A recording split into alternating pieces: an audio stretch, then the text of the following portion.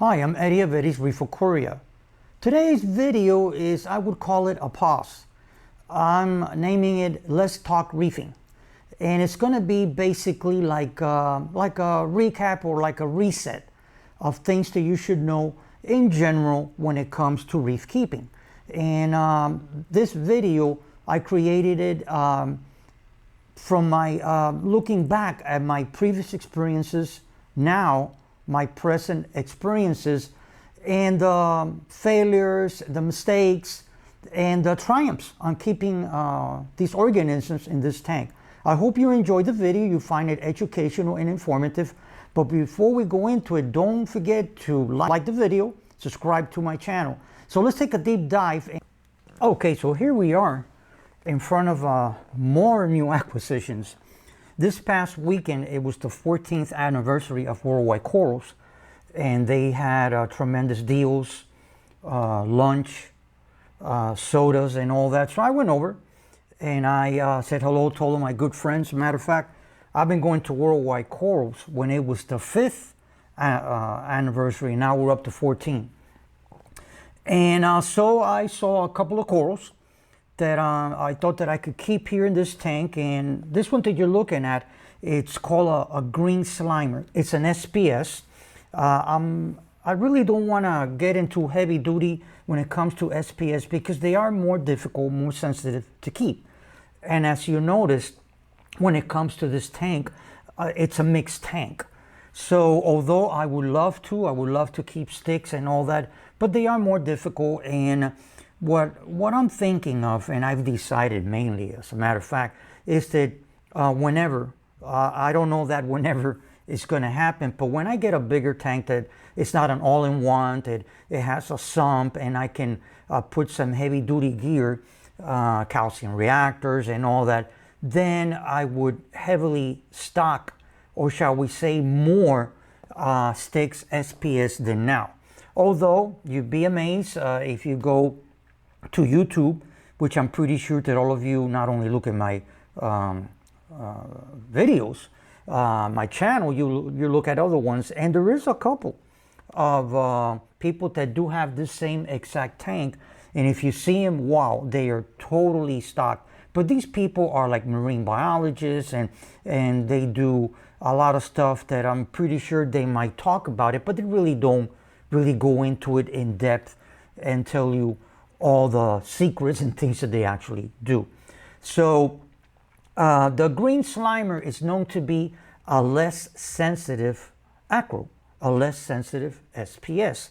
I've tried it before. If you follow me way back, you'll notice that I did have another green slimer. This would be, I believe, the second try.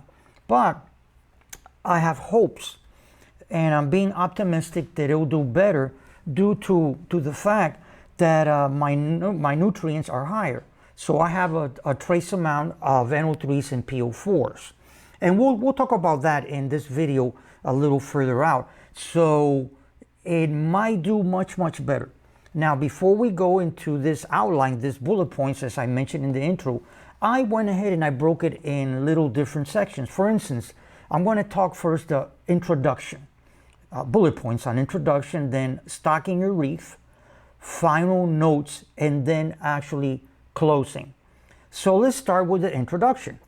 Now, as I go ahead and I talk with the bullet points, as I read them out, these are my thoughts. I might reiterate after each sentence, or shall we call it each bullet point.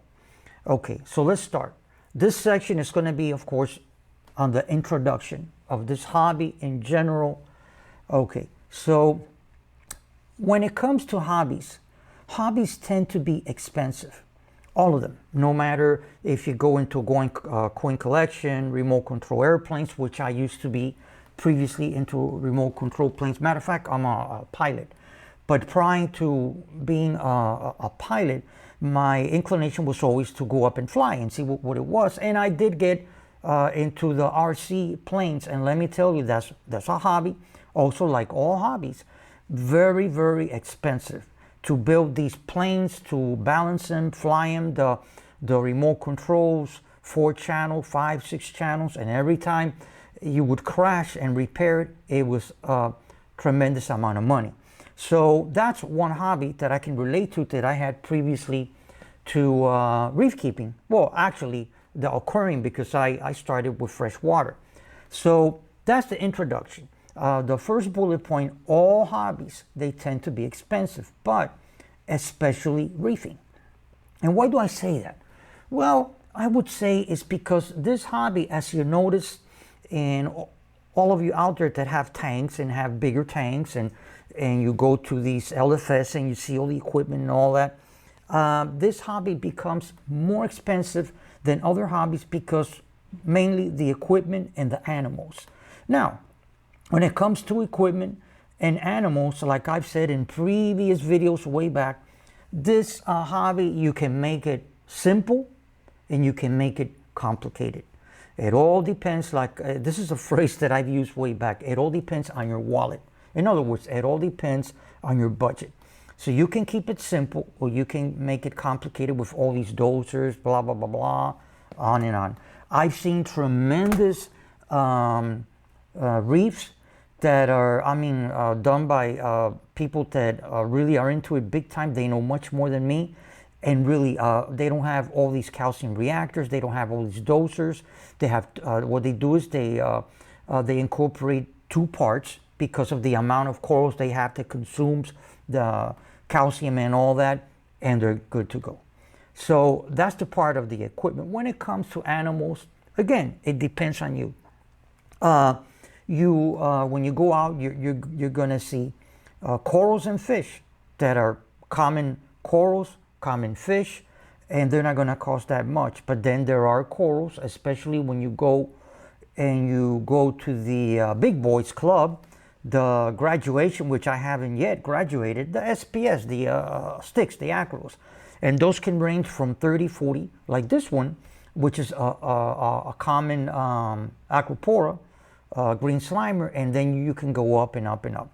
I personally refuse to buy expensive corals, especially in this tank being an all-in-one. Although, like I mentioned before, there is a couple out there. The same tank that I have here, Innovative Marine 40, and it's tremendous. They're beautiful. But I personally refuse to pay these high-end prices when it comes to buying corals, whether it's SPS or LPS or softies. Now, the next bullet point that I thought of is plan out what type of reef aquarium do you want to keep, what equipment, and what to use in your project. Now, by this, what I mean is, what do you plan to have a mixed aquarium like this one? Do you want to make it SPS dominant with sticks and so on? So that's what I mean actually by that bullet point. Now, the other bullet point that I have here is reefing and cost depends on your budget, which is what I recently said. Although you should get the biggest tank you can afford, it all boils down to the budget you have to work with. So yes, that is a true saying in this hobby. Try to get the biggest tank that you get, because the bigger the tank, if anything goes wrong, let's say in your parameters, in your water, something going wrong, you have more time. By testing weekly or bi-weekly, you have more time to address the issue, because you're talking about a bigger biomass, a bigger water column. So it gives you more time to address the issue. Matter of fact, the smallest tank that I've had is this one, not this one, but the previous one that I still have it on my channel, the Aquastyle 9, a 9-gallon tank. Now those tanks, you really have to know what you're doing because they're very small, and anything that goes wrong is going to escalate rapidly. So you have to know how to address the issue. You have to know prior to avoiding issues what to actually do with these smaller biotopes. Okay, now the last bullet point in the introduction is reefing can be kept, like I said before, simple or can become complicated. What I mentioned before, like with the equipment, and like I said, depending on your budget. Like right now, I have this 40. yeah, I wish that I could get a bigger tank. I've been eyeing something like, let's say, a 90 gallon. But the bigger the tank, the more equipment you're going to need. Like, for instance, instead of Radeon XR15 that I have now, just one pot, I would need 2 lights.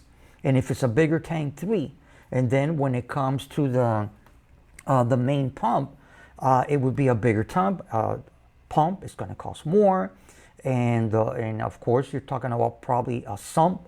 Your protein skimmer is it's going to be bigger. It's going to cost more. And I can go on and on when it comes to aquascaping, the salt. Everything is double, quadruple. You know, it's bigger, so it's more of an expense.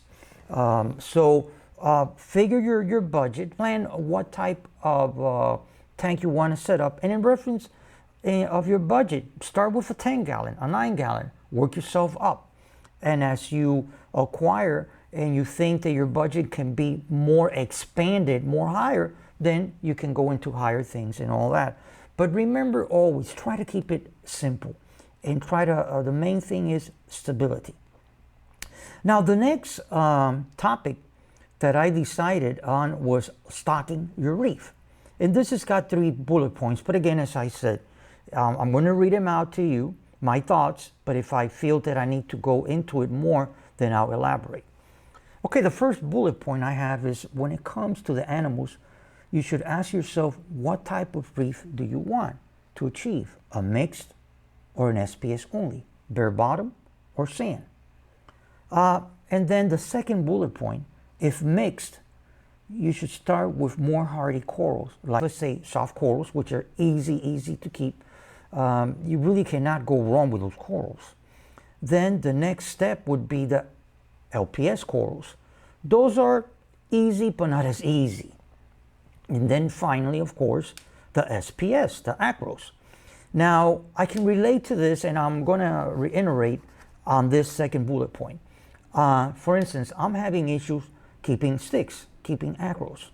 Okay, so what should I do? And this is a mistake that I've been doing and throwing money out the window.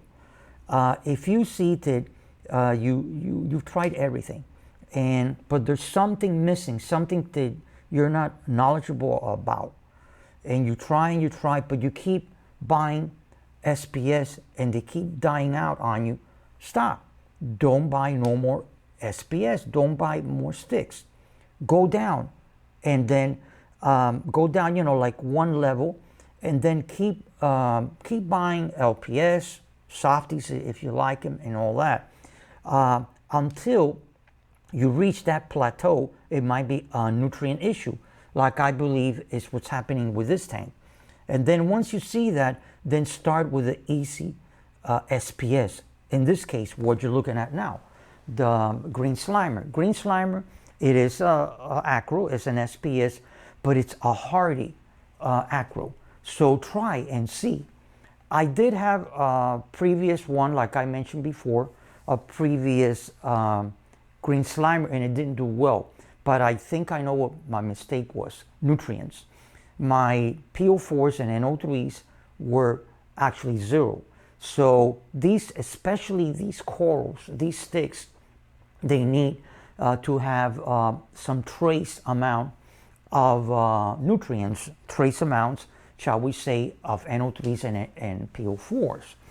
And when you talk about that, you're talking about, like, let's say, and also before I tell you the numbers, you should have not a high swings when it comes in your DKH, which is really mainly what you should be checking, and then your phosphates and nitrates.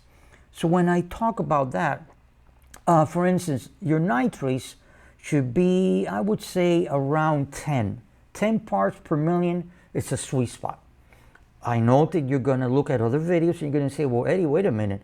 I've seen beautiful, gorgeous aquariums, reef aquariums that are running at 20 and maybe 30. But if you continue to observe those tanks, you'll notice that they will mention that they do have to bring them down a bit. So the sweet spot In other words, the baseline should be 10. And then when it comes to phosphates, I would say in a mixed reef, I would say, and even in general, no higher than 0.15. That's as high as you could have it if you want to keep SPS, especially sticks. Right now, my elevation is a little higher. Last week, I'm checking weekly with the Salifer test kits, and the PO4s, I'm checking it with a Hannah checker. And I did notice that I had 0.25. So that's a bit high. So I did a water change yesterday. I turned on my protein skimmer.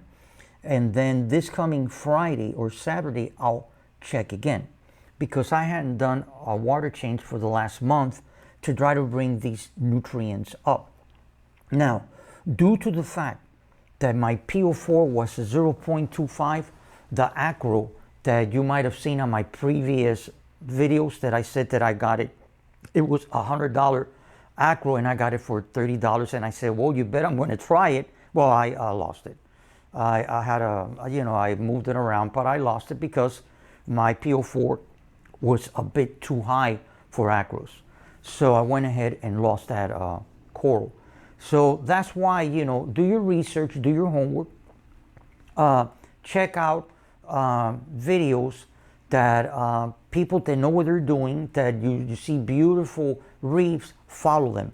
But don't ever do like follow a little bit of this guy, a little bit of that, and a little bit of another one, because then you are going to run into major problems. The same thing goes true with LPS. When you go to LPS, follow one, but don't follow a part of one and then the other and the other, because you are going to have issues. Okay, now here I'm showing you another coral that I also purchased on this anniversary deal. This is Montipora, which are easier to keep. For now, for me, this is as high as I would actually go. I bought the green slimer because it's supposed to be a hardy SPS, as I mentioned, and I've tried it before and it didn't do well, but I think I have solved that issue.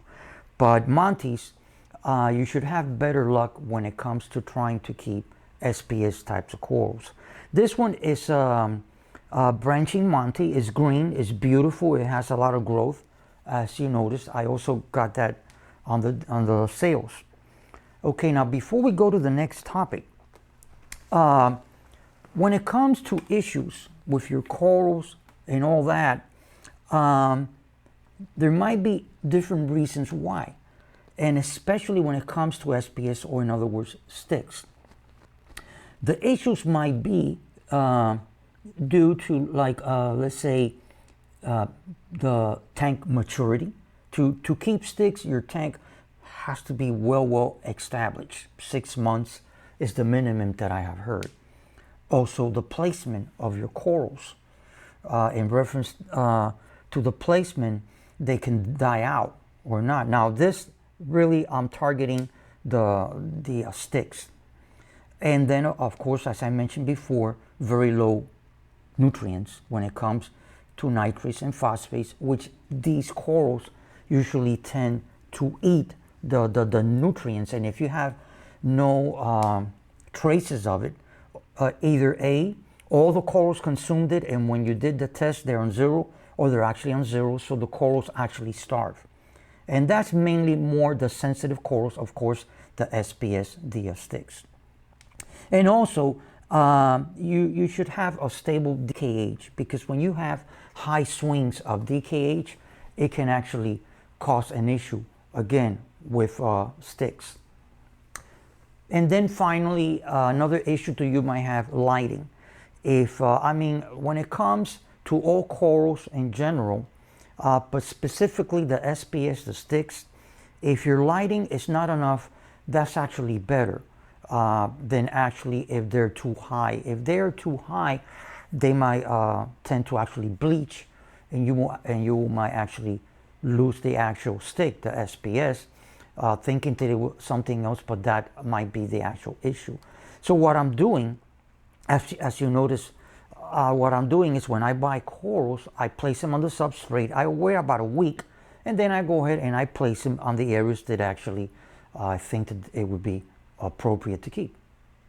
Okay, now here I have you focus at the Sophostria, which I've had for a long, long time.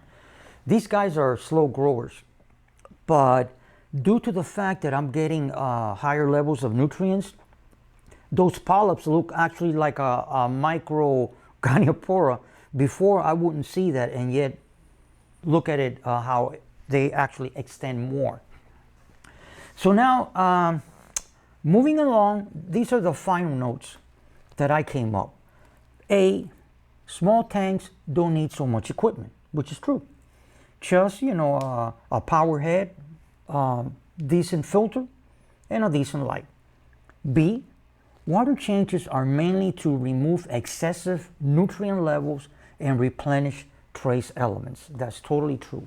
When you see that your nutrient levels are higher than normal where they should be, you should do a water change. Now, I'm not saying to just wait until that happens. Wait a month, a year, 6 months. I'm not saying that. I'm saying it's like, for instance, in my case, I was doing weekly water change. I use Tropic Marin Pro. And by doing weekly water changes, my nutrients, I didn't have no nutrients, but the tank is what they call, it was too clean. So what that cost was, when it comes to SPS, they're not going to do well. And also I could confirm that because when I checked, my NO3 was 0 or 3 or 4, and my PO4 was 0. So what I'm trying to say here is, if you see that, pull back on the water changes. Either instead of weekly, doing bi-weekly, and do a lesser amount of water changes, and you'll be okay. You'll be fine. And then the final point that I thought I bring up is testing is very important to see how your water parameters are, and that's definitely true. I'm testing weekly, and that gives me a pattern of where the tank is. So that's very important. You should be testing at least, I'd say, once a week, so you know what's going on in your water chemistry. Okay, and then the closing part of this video, what I mentioned here, I generalized that, all reef aquariums are what you make it to be, depending on your budget, and never feel that your reef tank is inferior than others, whether in your LFS or when you look at it in Instagram, Facebook, YouTube, etc., etc. For example, in Instagram and in Facebook, when they shoot pictures and all that, they're gonna Photoshop it. And then when it comes to videos in YouTube and all that, if they have a high-end editing software, there's something called video enhancing or color enhancing. So they're going to go ahead and do that. I'm not saying that everybody does it. I personally don't. My editor, it's a low-end editor. So no matter if I wanted to do it, I wouldn't be able to actually do it. So when you see these videos that I shoot on a weekly basis, it's raw. It's me. I'm transparent. They're not photoshopped. They're not color enhanced. And another thing that other people do sometimes is, if the lights are controllable, they'll go ahead and they'll play around with the lights. They'll try to eliminate some of the blue spectrum, and then they'll go ahead and put more daylight. They'll balance it out so they look, wow, fantastic. But trust me, if you were behind the scenes and you were to look at most of these aquariums, they don't look like what you're looking at. I'm not saying that everybody does it. There is some awesome reefs out there. I personally have seen them, and they do exist. They're out there. But you have to take in content that it all depends on your budget and what you make that reef to look at. But all of them are beautiful. You should never feel bad about your reef or so on. Even reef builders, I have seen videos that they have put out, and also on their podcast, and they talk about this. They talk about that. Hey, they also have issues. Jake Adams at Reef Builders. It's not the first time that he's lost a coral and this and that, but You know, don't let nobody make you feel that your reef tank doesn't look that great. All reef tanks have their beauties as you make them to be. Well, I hope you found the video interesting, educational, and fun. If you did, hit the like button. And again, like I said before, subscribe to my channel and hit that little notification bell. And besides that, this new t-shirt, I got it over at Worldwide Corals, because if you spent more than $50 on this event, you got a free t-shirt. So I picked this color. I hope you guys all there like them. And like I say at the end of all of my videos, happy reefing. Thank you for watching, and until next time, bye-bye.